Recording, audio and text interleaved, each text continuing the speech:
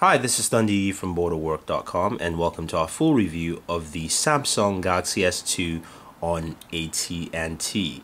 So let's just do a quick hardware tour again to refresh ourselves and the device specs and all it has to offer. It's got a 4.3-inch Super AMOLED Plus display, which is actually smaller than its cousins from AT&T, from Sprint and T-Mobile, which are 4.52 inches. It does have a front-facing camera as 2 megapixels.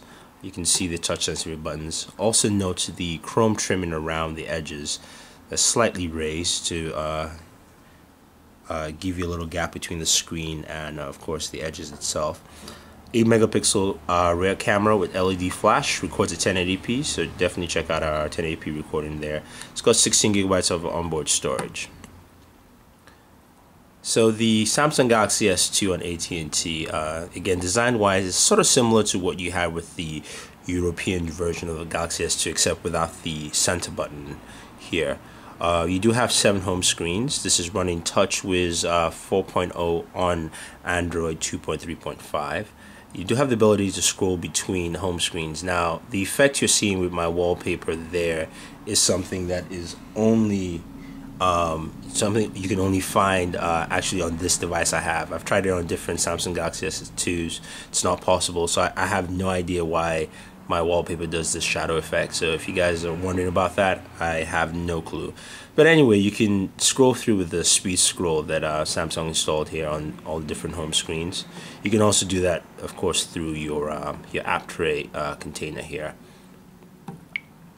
The device is very speedy. It runs the Samsung dual-core processor and at 1.2 gigahertz, so you get a very smooth, fast operation here. Battery life is impeccable with this device. A lot of you have asked about the GPS functionality, especially since the previous Samsung Galaxy S, the first generation, had GPS issues. I've tested it out. I had a long drive to New York to the Amazon conference, used the GPS, and without charging, and I only lost about 20% battery life on a 3-hour drive using the GPS functionality on the device, and GPS worked very well without any issues, so that's something worthwhile to note. Also on this device, like the other Samsung Galaxy S2 devices, you can also create folders where you can actually throw in apps. So for instance, I have this folder here where I have all my AT&T apps in there. It's a very easy process by hitting menu and you can just hold down on the screen and go to folders and select new folder, and we'll just call it folder 1, and we can throw that app either into this folder or into folder 1. So we'll throw it into folder 1, and we can move, of course, folders around, and it's a very simple process. You also do have the live widgets. So if you go into your widgets here, you can actually pick up a widget. This is AP Mobile, and I can resize the widgets. Actually, that is weird. For some reason, it's not resizing widgets on here.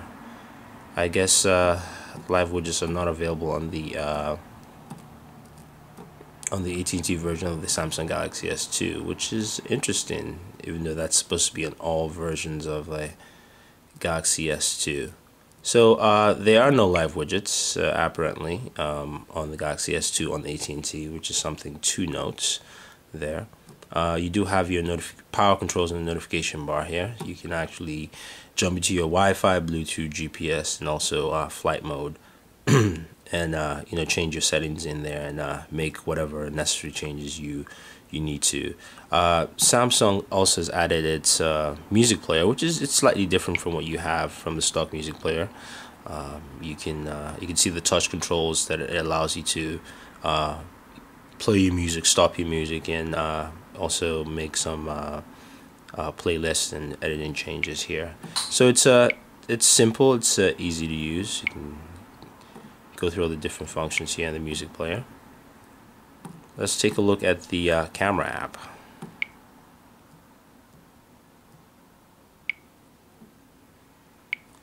Now this is Samsung's standard camera app on all the Galaxy S devices.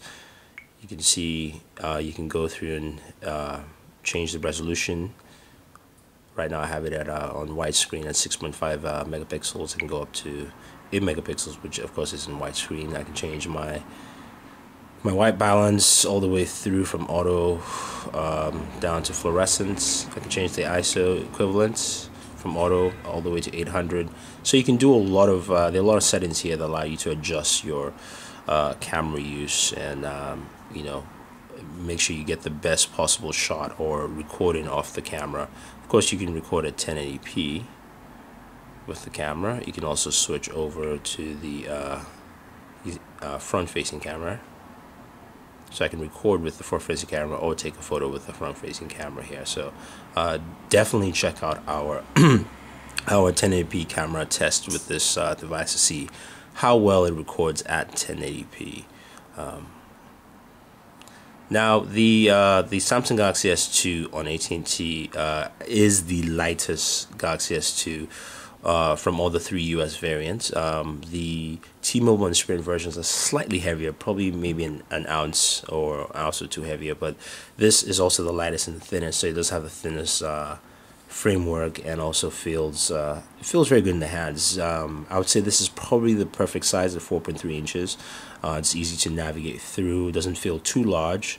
Of course, you know, you do have options to switch your keyboard inputs here from Android, Skype, or Swipe, as well as Samsung keyboard.